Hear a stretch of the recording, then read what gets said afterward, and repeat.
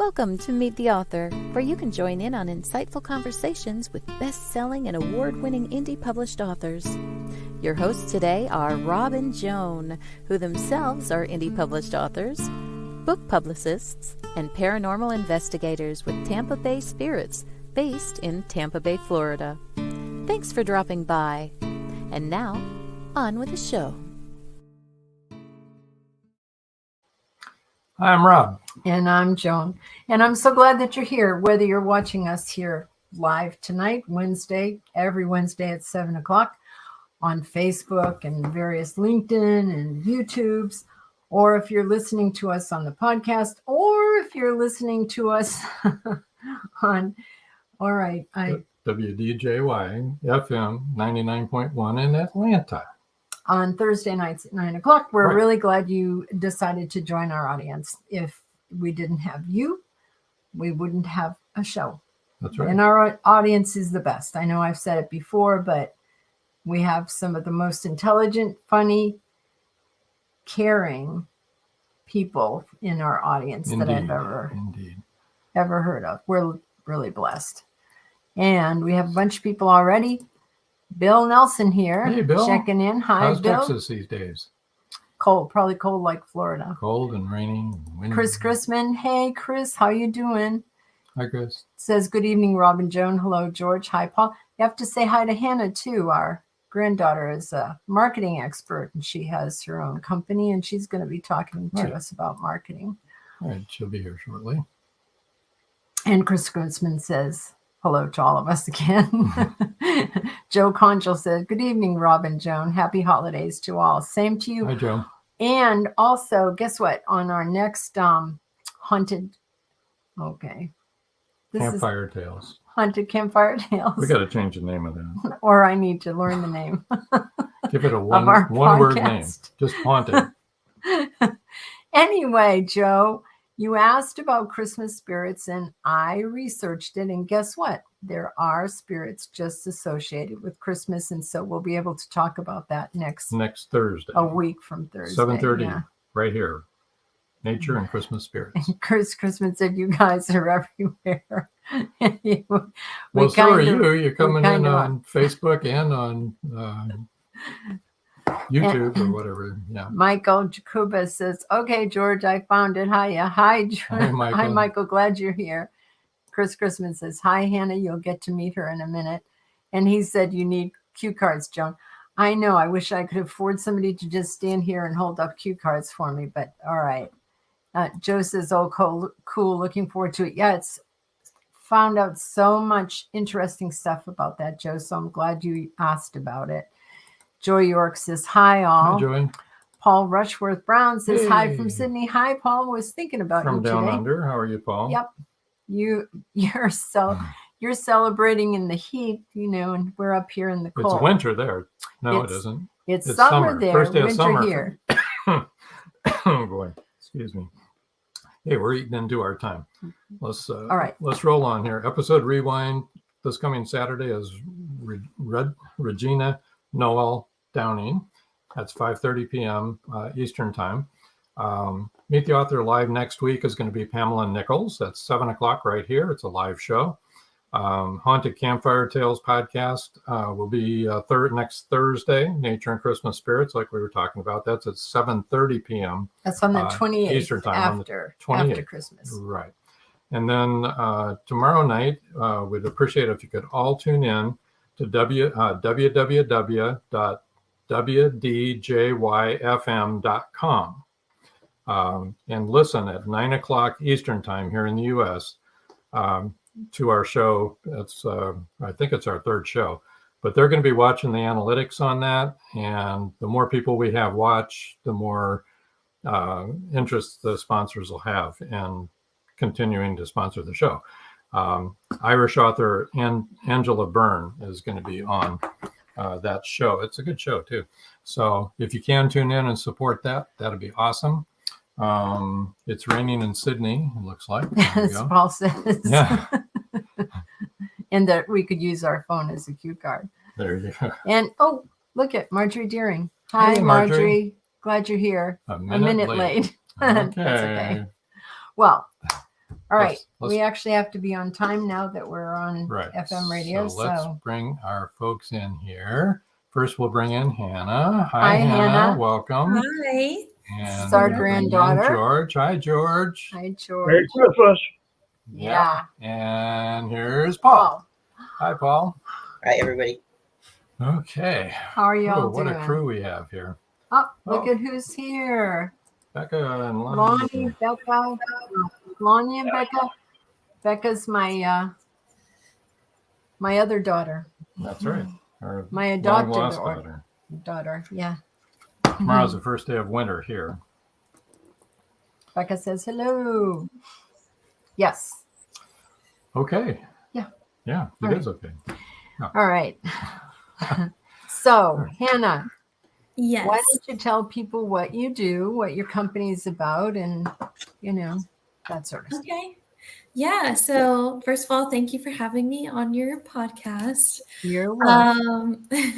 So my company is the Grow Getters Marketing. So we're a digital marketing agency. And I know that term is very broad. But what we do is we focus on using social media to build communities for people, for business owners specifically. Sorry, did you say something? No. Okay. I think there's some feedback. Okay, there's some feedback.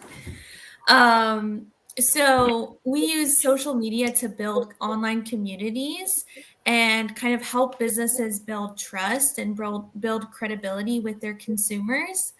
And then that in turn eventually helps them generate revenue for their businesses as well. And would that be something that authors could benefit from? Absolutely. Absolutely. Any kind of business, any kind of organization, public figure can use social media to build communities. Okay. And explain what you mean by building communities. You mean like a network of people that... Yeah. So building like an audience, building a following of people who are interested in what you have to say. Exactly. And you want to explain to people a little bit about what algorithms are and how important they are in digital marketing today? Yeah, definitely. So, obviously with the platforms, there are different algorithms that are honestly consistently changing. So like, for example, Facebook is always changing their algorithms. They're always changing the structure of the platform. So it's important to always be educated on things that are changing within the app and all of that. So like one thing that you can kind of keep in mind with Facebook is, optimal posting times. So ideally, if you post between 8 a.m. and 1 p.m., those are like the most optimal times of the day. So that's kind of one way that you can stay ahead of the algorithm. Another way that you can stay ahead of the algorithm with any platform is hashtags. I think a lot of people, they forget to use hashtags. They don't understand the importance of them, but that's how people find you organically on social media. And that's how you can grow your following organically, is with using the right hashtags. Okay. What does organically mean? I mean, are they going to just... I know I don't go in and go hashtag such and such to find somebody. How does that work? So organic means that it's not paid. So you're not running any ads. You're just posting organically. You're not putting any money into it. It's just what you post on the platform. I thought it was without fertilizer. Yeah. Sorry. I said that too. Yeah. And the thing about organic is when you use hashtags, of course, you're not always going in and clicking on different hashtags and seeing what comes up, but the algorithm uses those hashtags to kind of like categorize your content. So for example, since I'm a social media agency, I'll do hashtag social media agency. And let's say somebody likes to see social media tips, then I would be categorized under that sort of content. So I would come up if somebody was looking for, something like that. So really what it is a way for when people Google or search or use a search engine, okay, any hashtags that you use, that is going to organically bring you up to the top where they will find you and what you're all about. Anyway, that's my understanding, and that's what we do. Right. All right. Chris Chrisman said, Hannah, what all different social media platforms do you use? Facebook, TikTok, Instagram, etc. So for me personally, because I am a business to business organization, I focus on LinkedIn. And then I also focus on Instagram because obviously, like, I am a social media agency. So people like to see my graphics. They like to see kind of like the visual content that I come up with. So I also am very much, I'm very active on Instagram. But I would say for maybe authors specifically, platforms that you might want to focus on would be Instagram, Facebook, and TikTok are kind of like the most commonly used. But it all depends really on your target audience and who it is that you're speaking to, who you're trying to reach. Believe it or not, Hannah, LinkedIn is a big one for authors. I'm sure LinkedIn as well. Mm-hmm.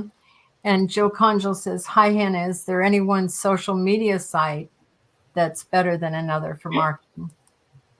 Is there any one platform that's better than the other? I think based on my experience, Facebook is still the number one used. Hannah, as a writer and an author, if I come to you and say, I want you to help me build my business, what services specifically do you offer? So I actually offer a pretty wide variety of services. While my focus is social media, I have a really strong background in digital marketing. So I kind of come up with a strategy for each client based on their needs and their objectives and who they're trying to reach. So I offer website design, I offer email marketing, I offer paid advertising. If somebody does want to run those paid ads, I can do that. And also local SEO, so helping you reach people through Google and search engines. I do that as well. That's important. The SEOs are really important. And you have different packages, so you can tailor it to the person's needs and budgets. Exactly. So Lonnie and Becca are wondering, how about Twitter? So Twitter, I honestly have, in my entire career, I have really only used it for one business, and that was a bigger brand. They already had a large following. They already had it well established. So they had people who were interested in interacting with their content. I do think it's, I think that it's better to focus on the platforms that already have a larger, broader audience on them. Like, that's why Facebook and Instagram are usually the go-to for social media marketers, because that's where everybody is. So if you're going to have the chance of reaching a larger audience, why don't you use those platforms? I understand right now TikTok is really hot. Yeah, I honestly don't even use it. I know you don't, but we don't either. We don't either, but I understand that it's, there's a lot of traction on there. It is. It's definitely, I mean, so many people are on it. I actually heard something about it being the second search engine after Google is TikTok. So that says something. But the main thing is to have a lot of hashtags. Yeah. As many as you can that can describe what you're trying to attract the people that you want to sell your product. Definitely. And there's also there's a hashtag strategy. So it's not really just using random hashtags according to your industry, but it's also there's certain platforms that you can use to search what are the trending hashtags and what are the ones that people are using to identify you. So I use a few, like one is there's a website called All Hashtag, and you can search based on your industry. I usually do, search one term and then it'll come up with a bunch of hashtags that is recommended for you to use. So you can just copy and paste those in there. Yeah, pretty much. But you want to make sure that it's relevant. Yes, exactly. And you don't want to overwhelm people in the post with hashtags either. Definitely. And also for like this is not as much for authors, but more so for business owners. If you're trying to, drive traffic locally, doing like local hashtags. So geographical ones like hashtag Tampa, Florida, hashtag Lutz, Florida, whatever area you're in, adding that location in there helps too. Now, one thing I have noticed that a lot of indie authors do, they'll make a post, but they won't put a link in that'll directly connect them to their product, to their book. They need to do that. There's no point in that. They need Don't to even do that. bother, Don't put the post unless people are going to be able to reach you. Put a link in there to sell your book. I mean, if you have your book on Amazon, advertise the book and put the link in there. Where can they go to get it? Absolutely. Because they're not going to go looking for it. Right. They're going to be one click, and if it's not there, they're gone. Yeah. I guarantee that. Joe Conchal says, I noticed that I'll get a lot more hits in a Facebook listing if I use a lot of hashtags. If I use only a few, I don't see as much traffic. Yeah. I did that on LinkedIn too. Mm-hmm. And for Amazon, I know that their algorithms are changing constantly. It's really hard to keep up with what they are doing. Joy York says, you are absolutely correct. Make it easy. Yeah, definitely. And Joe Conjal says, I add my links. Yeah, well, that just makes sense. Yeah. So one thing about the links is I will say certain platforms like Facebook, for example, if you post a link, they will minimize your reach. So sometimes if you put a link in your post and you're directing somebody outside of the platform, Facebook doesn't like that. They want people to stay on the platform. So that is something. What's the solution there? I mean, they've got to be able to get to your product. So just a call to action. So like call to action, link in bio. So usually you can have the link to your product or your website or wherever you're trying to drive traffic in your bio, and people can go there and access it. Okay, that's interesting. So they actually do that. They minimize your reach. Wow. Yeah. How rude. Yeah. Well, aren't you important to have on the show? I know. I may be changing the way I'm doing things. Thank you, Hannah. Of course. Oh my gosh. So Michael says a lot of Central and South America are using WhatsApp. Are you looking to expand that way? That is such an interesting question. So I have a lot of people ask me about WhatsApp. I've only ever used it for communication, and I've heard that it's a very great way to connect with people who are international. I'm definitely always looking to expand my wheelhouse and learn new things. So I'm interested to see kind of what features WhatsApp continues to add. So yeah, I'll definitely just have to make sure I'm following the trends with that one. So anyway, Genevieve, our dear friend, says hello and says she misses us. We miss you too. My goodness. We will have to chat later, not on the show. We're coming to Pennsylvania in June. And Joe Conjal said, that's how Instagram is set up. I have to direct folks to my bio to click the link to my books. Well, there you go. Yep. Okay. That's really good. Let me put up where people can reach you, Hannah. Because we're going to have to take our first break here shortly. So there she is. Lost it. Okay. On Instagram. You can connect with Hannah on Instagram at Grow Getters Marketing. That's GROWGETTERS MARKETING. I spell that for the folks that are just listening, at Grow Getters Marketing. And then her email is pretty much the same thing, the Grow Getters LLC at gmail.com.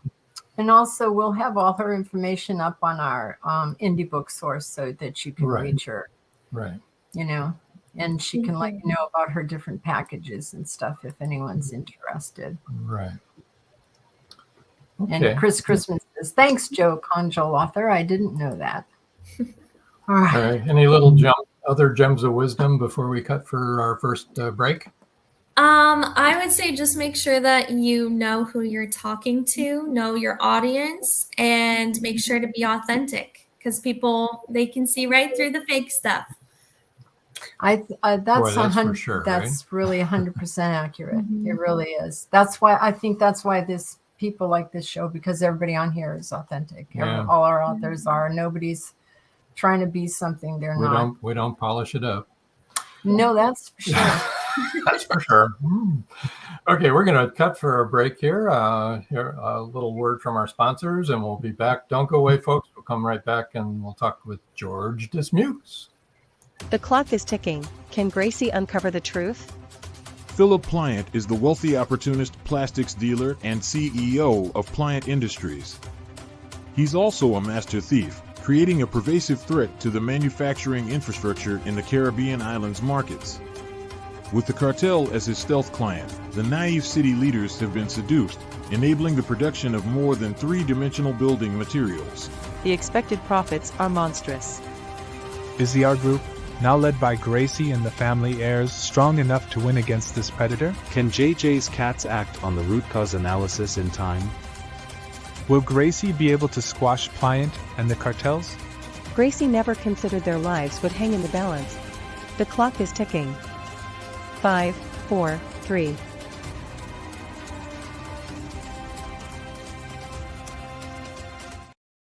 It's every parent's worst nightmare. Police officer Madison Jackson awakes to discover her baby kidnapped from her crib.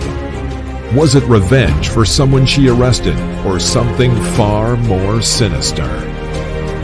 Madison's estranged husband is incarcerated in Supermax. As the second in command of a deadly Mexican cartel, did he issue the order to abduct their daughter? Bye, Baby, Bye, from author Kelly Marshall. Get your copy today.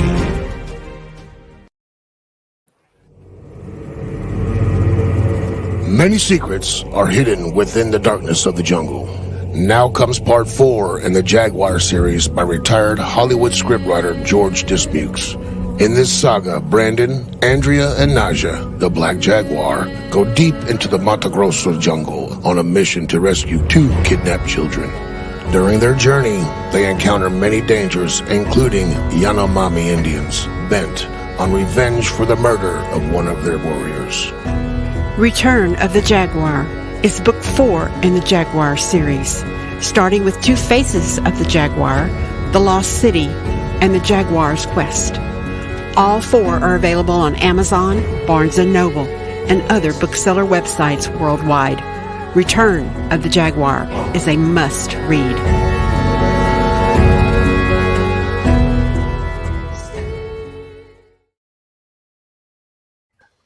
Wow. We're back. George, that brings us right to you. That's your latest book. Yep, that's number 4 in the series. Unfortunately, it's going to be the last one for a while because I got to turn my attention to another project, which is, Siren Song the movie. As you know, we were on a good track and hit a bump in the road. Now we've got to regroup, and especially with this thing that happened in Hollywood, because all of the rates have changed for the actors. So I got to completely rebuild the budget, which is about a 30-day job. Oh, I didn't think of that, but yeah, all the prices went up. And then redo the pro forma. We'll get there because we now have somebody that's very genuinely interested and has the power to do something about it. So I'm very awesome. That's positive about us exciting. getting this, Oh, good. this thing done. Meanwhile, Return of the Jaguar is number 4 in a series that it involves Brandon Shaw, Andrea Granger, and Naja the Black Jaguar. First one takes place in Honduras, and part of this one takes place in Honduras too. They live on the North Coast, and the series really started off well. It wasn't intended as a series, but what happens with authors and their books is this. You create characters, okay? And then your characters come to life, come off of the pages and tell you to get off your rump and write the next book. You don't have any choice. See, that's kind of what happens. With this book, I'm proud to say that I recruited the help of Paul Hollis, who is starting his publishing company. And I got to tell you, people, right now, okay, and Paul didn't know I'm going to say this, but this guy comes from the heart. And he works like I don't know what to get your book published and get it done right. So there's a plug for you, Paul. Thank you. Anyway, in book 4, they're not in Honduras most of the time. They have to go into the Mato Grosso jungle of Brazil, trying to rescue a politician's children that have been kidnapped for political purposes. And in fact, if you like, I can read one page from the book. Which that'd be great. Let's do that. Let me set the scene for this. They're deep in the jungle, exhausted. They've had their first night to sling hammocks and try to get some rest. And this is how they wake up. See if I can see this. Sometime in pre-dawn, the tree frogs became silent, but it had been a long night. Excuse me.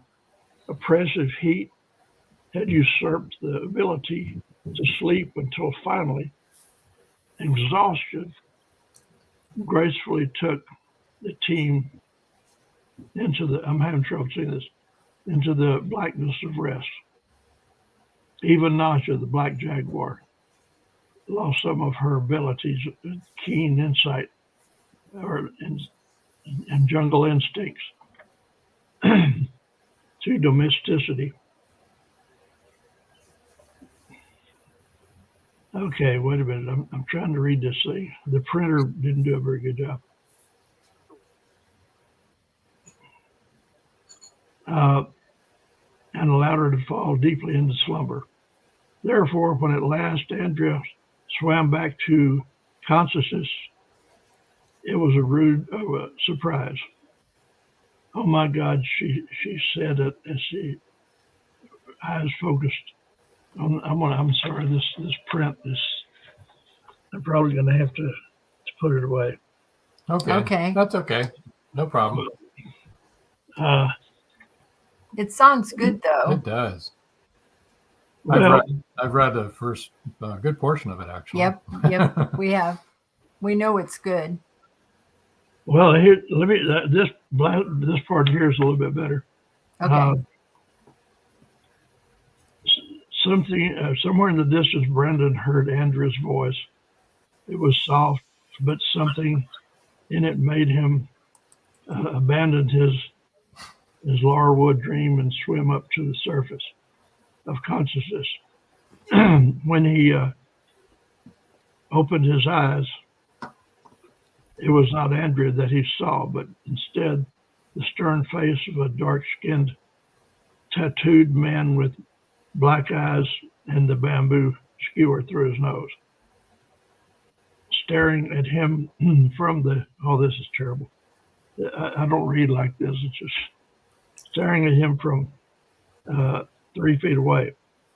Poking into the mosquito netting was the point of a spear, inches from Brandon's throat. Now that Brandon was awakened, the man said something to him but it was in a language that Brandon did not understand. I don't understand. Does anybody know what this guy's talking about? He says he's going to kill us, Andrea said softly.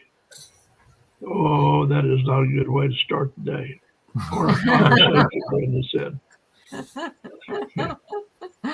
That is not a good way to start the day. Started to feel around for his pistol. As Brandon's head cleared, he realized there were at least 10 other, or 24 more Indians scattered around throughout the camp. They were barely 5 feet tall, nude from the waist up.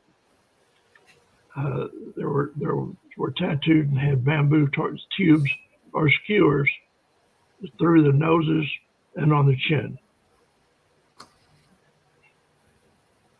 I'm going to jump down here. Their printing is really bad.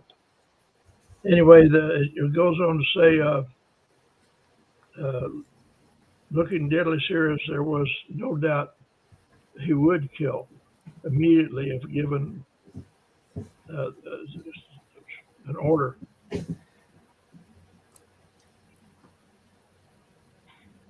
Anyway, Brandon asked her if this is if she knows how to speak this guy's language, and she said yes. And he said that would be a good time to start. So, I'm sorry, the printing is really faded, so I didn't take a good look at it before the show. I should have done that. I'm sorry. It's okay. That's okay. We got a good idea. The point is they're deep in the jungle and they're running this group of Yanomami Indians who ain't very happy because somebody has killed one of their warriors. They want to find out who, and then they want to do the same thing to them that they did to the warrior. So that's one of the problems they encounter, but only one. That's a big problem because they are wondering problem, if they killed their warrior. So yeah, you're in their territory, and there's more of them than there is of you. So this wraps up a 4-book series, basically. Or do you think it's going to continue maybe after you get over the hump here with the movie? There are many more books inside of me. How many I'll get a chance to write, But I have an obligation to investors to get this movie done. Yes. So I'm gonna have to park my writing, and I love to write. That's my passion. You do. And normally I read a lot better than I did there, but I don't know. I'm gonna, as soon as we get the first movie done, I have a feeling we're going to go into it because that, like Two Faces of the Jaguar, Siren Song is also a series. It's a 3-book series, and in fact, if you look on the wall behind you, there, my wife's picture is on the cover of the 3rd book. Yeah, that's Nadine. So that's the Siren Hunter. The Siren Hunter is the 3rd one. So the chances are we'll go from movie 1 to movie 2. Now, whether or not I'll do it or we'll just sell the whole package and get out of it, a lot of things will go into making that decision. Now, the Jaguar series, can people jump into it on book 3 or book 4, or do you recommend they start at the beginning at number 1? I recommend you start at the beginning on both series. Okay. Because it'll build. Because otherwise, you're gonna, it's just you're not gonna know what's going on. Because the way the books are written, each one of them manages to refer to the things that happened in the previous book. Well, I know that the Jaguar series is a very popular series. Yes. So I think the demand will be on for a book 5, but we understand you need to get your movies out of the way first. Absolutely. But I'm thinking that this is only going to make people more anxious for book 5 once they see Naja et al. Back at work. Joe Conjal says, "Hi, George. Did you send your book to movie agents or did they come to you?" I used to work in Hollywood. This is going to be an independent production because there's not a whole lot about Hollywood that I can say that's good. Right. Especially whenever it comes to issues of money and paying people, what they deserve for their movies. Yeah. I do have some investors that have already put some money up. I have an obligation to those investors, and I feel that obligation very strongly. We hit a real bad bump in the road here last year, and some people might have quit, but I'm the hardest headed old codger you ever saw in your life, and I'm not about it. Okay. And it's a good thing I didn't, because now, like I say, I've got some good people that are pushing me to go forward with this. Good. Good. And let me tell you, he's determined to, because I was not ever going to eat oysters, but guess what? George has me eating oysters, and now I'm addicted to oysters. So I'm pretty sure George can get done whatever he needs to get done. Just saying. There you go. That's right. So which kind did you like best, on the half shell or hot-blooded oysters? I really, really love the oysters Rockefeller. Oh, okay. Yeah. I love those, but I like them all. I would eat any kind now, except raw. I wouldn't eat them raw. Listen to that lady. I know. I was never going to have an oyster. You've got pecan brittle on the way. Where do you get that? I want to make you another addict. There you go. I think you sent some last year. And the year before, And so the year we're before. already So addicts. we're waiting. We've got it. That's our yearly tradition. It is. To get to George's books, you can find them on Amazon. You can just Google him, just search there. Amazon, Barnes & Noble, Smashwords. Anywhere books are sold. Anywhere books are sold, basically. His website would be at indiebooksource.com/by-George-Dismukes. You can find him there. They're all there with the links. And then his email is mayanart@yahoo.com. That's capital M-A, or it's MAYANARTINTL@yahoo.com. It doesn't have to be capitalized. It can be capitalized. Doesn't matter. It's not case sensitive. So you can email him and ask him questions or whatever. Mm-hmm. And you can find all of his books on Amazon, and go to his author's page and find all those links. Okay. Oh, Marjorie Daring says old codgers are the best codgers. Well, that's good news. We've had a lot of practice of being codgers. There you go. A lot of us are heading into that. We're already there. What am I talking into it. What are you trying to say? How much further in can we get without being out of the picture completely? Well, that's true. Yeah, I know. Unless I'm going to be like 130 or something. There you go. Yeah, we're having a midlife crisis.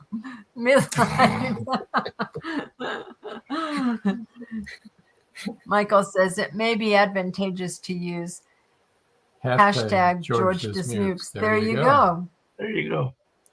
Thank you. Appreciate it, Michael. By the way, Michael is the voice that you've heard on the commercial a while ago. Oh, good job, Michael. He did a great job. Mm-hmm.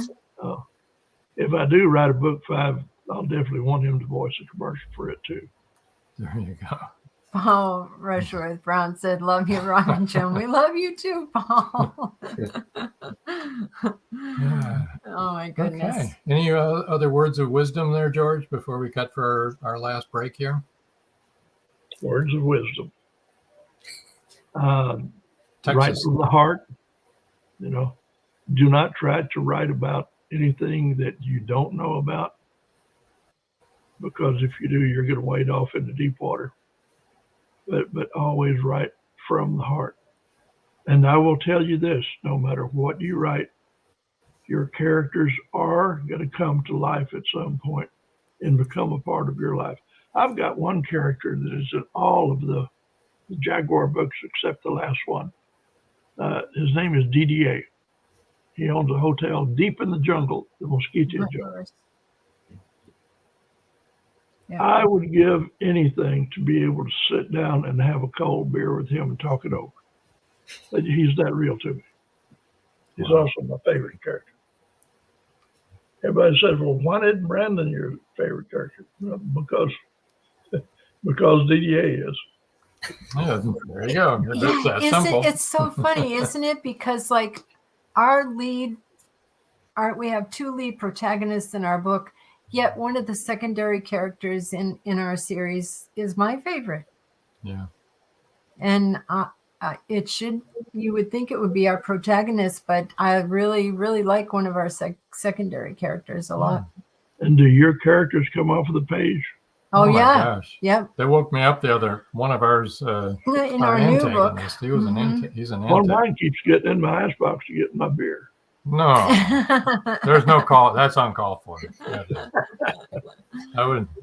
Yeah, ours just they take over, man. It's like you're not in charge of your book anymore. They're like, we're going this way, and we're like, well, we want. They will tell you where to go.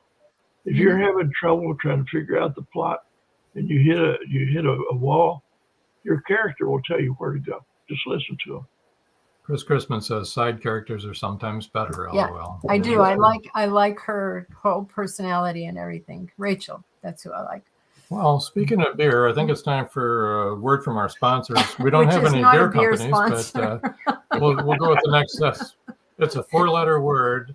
It begins with B, and it's called book. So here we go.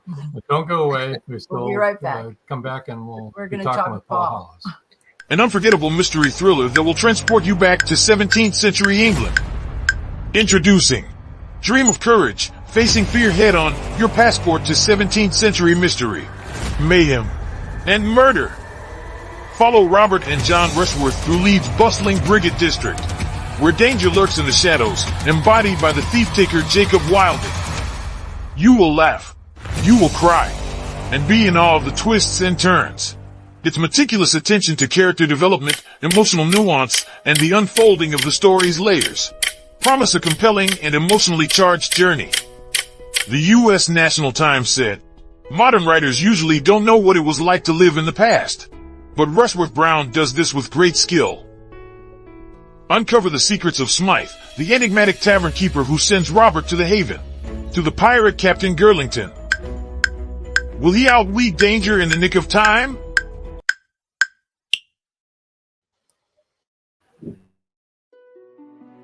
Paradise, my prison. Charlie Flint awakens from a deep sleep and finds himself alone on a tropical beach surrounded by a palm tree jungle and exotic animals. He cannot remember who he is or anything about his life. First, he must find food and build shelter and protect himself from hidden dangers. As his memory gradually returns, it reveals what a very flawed person he is. A man who made too many mistakes, made too many enemies. The implications of the truth are staggering. How did Charlie get there? And will he save himself? Paradise, My Prison is the riveting new suspense thriller from retired Hollywood scriptwriter George DISMUKES. Paradise, My Prison by George DISMUKES is available in jacketed hardcover, softcover, and all ebook formats worldwide. It's 1919, and Eric Laska returns from the war in Europe. 2 new enemies await him in the small coal mining town he calls home. One is a threat to his relationship with Rebecca, the love of his life. The other, a bloodthirsty beast, is stalking the mining town residents. The townspeople suspect Eric of one of the killings. An old man and Rebecca's 11-year-old sister have seen the beast, but only Eric believes their story. To protect the town and clear his name, he's forced to prove the werewolf exists.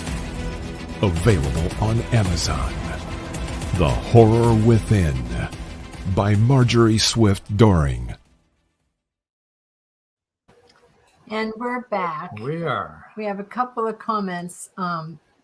Becca said, I cried when one of my characters died. I cried when that character died too, by the way, Becca. I didn't know that would happen until I wrote it. And Paul Rushworth Brown said, that's uncivilized, write him out. Talking about your guy waking you up the other night. No, I think he was talking about the beer out of the freezer. Oh, yeah, that's true. That's probably what he was talking about. Okay, Paul, hey, how Paul. are you? How has It's publishing been? Are we having fun yet? Yeah, actually we are. You know, I got into this a few months ago because I've honestly learned a lot from a lot of people over my career as a writer, my 6th or 8th career.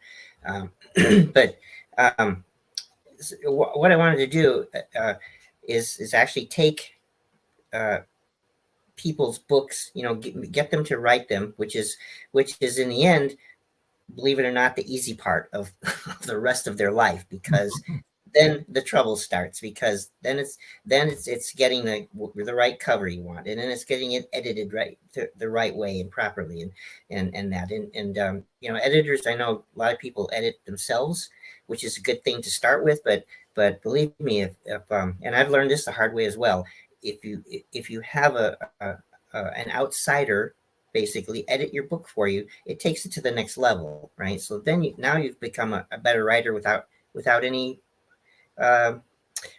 work on your part, right? Basically, because your work is there, and then all they do is they find the inconsistencies maybe, and the other than the spelling errors and the grammar and all that, but you find inconsistencies, and it depends on how much you want edited, right? Because you don't want your voice destroyed, right? Because you're telling the story, and that's your voice, right?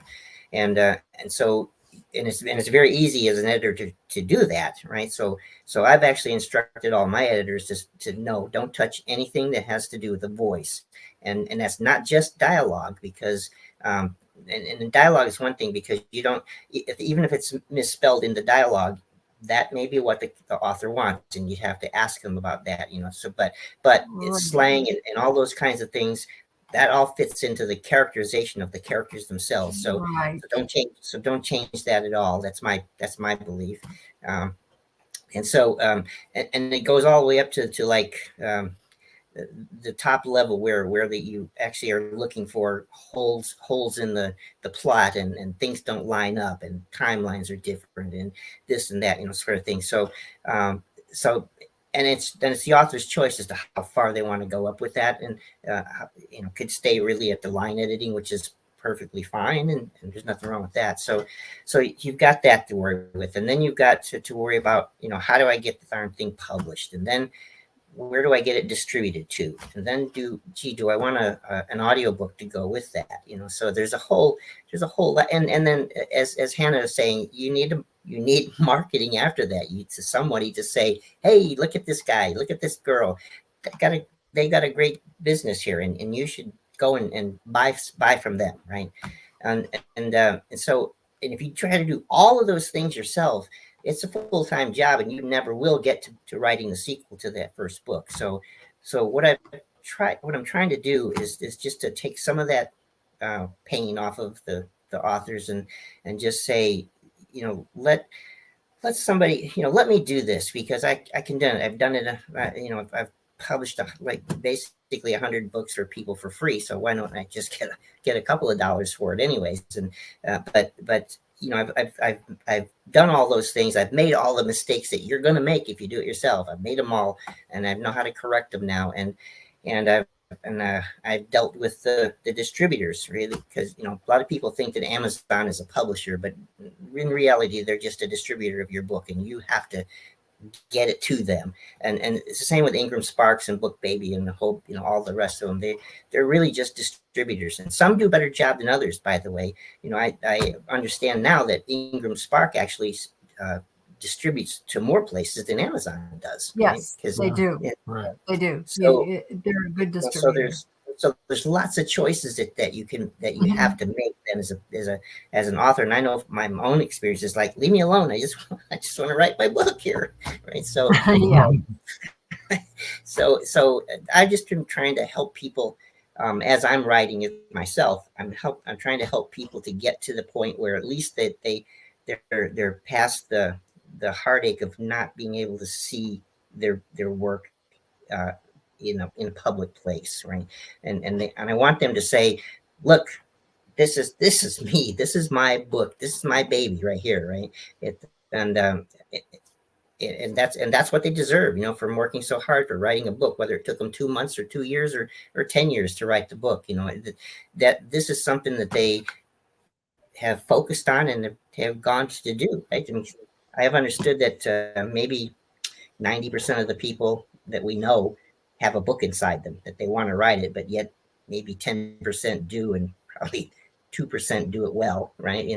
But anyway, the 10% that do it, they deserve to have that come to fruition, to say, look, this is my book. Read it. You're gonna like it, right? And like Hannah says, if you find the right audience, then that's all you need, right? That you've got your book to the right audience. If you're selling to the wrong audience, then they're not gonna like it. So, well, Paul Rushworth Brown says Paul's a legend. And Chris Chrisman says, I highly recommend Paul Hollis Company for editing. I just used him. Fast turnaround for line editing. So he enjoyed that. Yeah. And then Chris Thank you, Chris. says, Paul Hollis, do you have a company website yet? So it is coming. It should be live by the first of the year. I've had a few problems with people taking some holidays off. I can't believe that, right? So, anyways, but that will be there. But my email is good. You can catch me at Paul at hollowmanpublishing.com there, or my other 15. So here's Paul's email. Paul at hollowmanpublishing.com. That is active now. That email. It's a good email. Okay. So Hollowman is HOLLOWMAN publishing.com. And Paul's website will be active. We're thinking January 1st, maybe? I'm hoping so, yeah. Right around that time. Okay. And that will be the hollowmanseries.com. That's the one that he's got now. That's the one you've got now. And then you will be coming out with hollowmanpublishing.com. On January 1st. On January 1st. Right. And that's where you can reach Paul. I just wanted to get those up there before. Thank you. So to make the long story short, I do have we've published a couple of books already. One including one book of poetry and that, but and then George is here, and we're just kind of getting George's into the right places right now. So, but I've got him. I'm on him, so he's not getting away from me. But I have probably five books in editing right now. Probably another 4 or 5 that are waiting to be published. Or it's waiting to be edited, kind of thing. I've got a couple of websites that that I've set up for people as well. And so, there's whatever you want, you ask me, and I'll figure it out, or we'll get an answer. I'll send you to Hannah here. So, everybody can use Hannah. Yeah. Joe Conn just said, hi, Paul. Do you also help with repackaging a current series, or do you prefer books that haven't been previously published? No, actually, the good question, Joe. I actually think that relaunching books is a kind of a good thing. I'm actually thinking about doing that for my own self, because some of my books have been around for a while. But I think after a while, people stop noticing them, right? And so if it's been around 4 or 5 years, even 10 years, like one of mine, a relaunch would be, maybe a new cover, maybe a new title, whatever, something just even unnoticeable. Put it back out there in the limelight and get it back under for example, Amazon's algorithms, which are always changing anyway, but get it under those things, and people, and just get it back into the public eye to say, hey, look, remember me? And people are going to say, oh yeah, I've been meaning to read that book, right? So I'm going to get it now, right? So this is a good time. Oh man, look at this great cover now, right? Or whatever, right? So yeah, no. So I hold both in equal esteem, Joe, and both of them are have their own focus and end goal in sight, so yeah, please think about it if you're old, and I've actually found a tool that will help me analyze books, and this tool will tell you like percentages of passive verbs and it's like capitalization errors and all these kind of things, and anybody who wants that, I give away for free. Just give them a free, and it's a pretty like 5-10 pages long of statistics and it doesn't point out specifically like on page 10 you have this or something like that, because it's just an analysis kind of thing. But it has a bunch of things. I haven't looked at it in a couple of days, but it's got a ton of information on it. I think it's for free. It would be great for anybody to be able to look and say, oh, maybe I do use repetitive words a lot or something like that, so kind of thing. So there you go. Yeah, well, like we all do. We're kind of running short on time here. I did want to mention Paul's latest book is Surviving Prague. You want to check that out. It's his third book, right?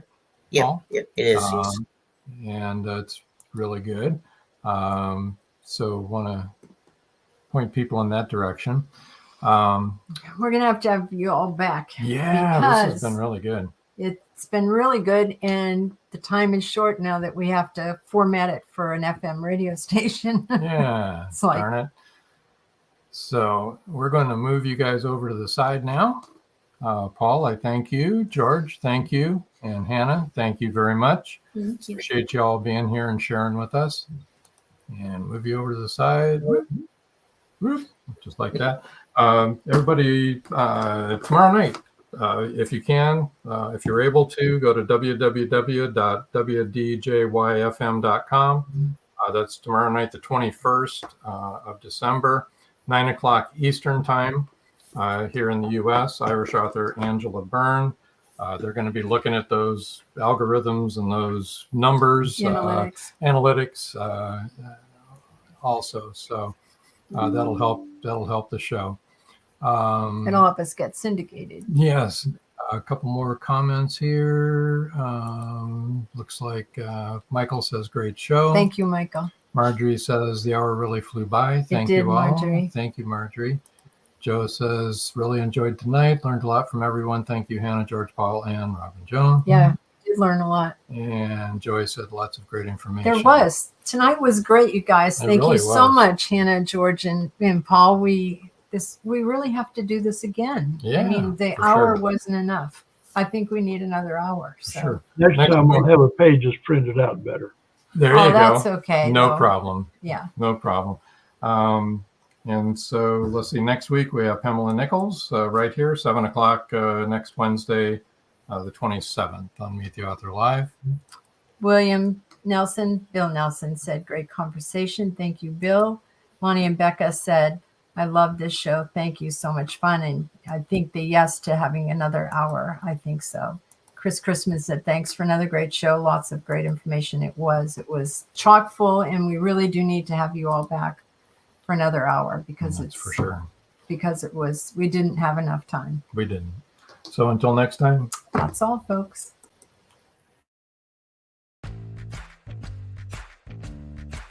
Live every Wednesday, your Voice of Indie hosts Beam Weeks and Stephen G's welcome authors, musicians, publishing industry pros, artists, and assorted creative guests for an exciting interactive hour. Call in during the show or post questions and comments on Twitter for responses in real time.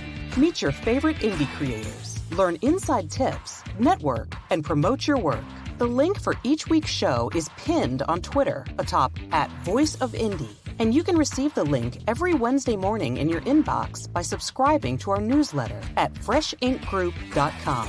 Check out Voice of Indie every Wednesday on Blog Talk Radio and catch hundreds of episodes archived everywhere from our websites to our YouTube channel and Spotify. Thank you for joining us here on Meet the Author. Make sure you stay up to date with our show by clicking like, follow, and share. And you can find us on Spotify, iTunes, and more. See you next time on WLFE-DV.com.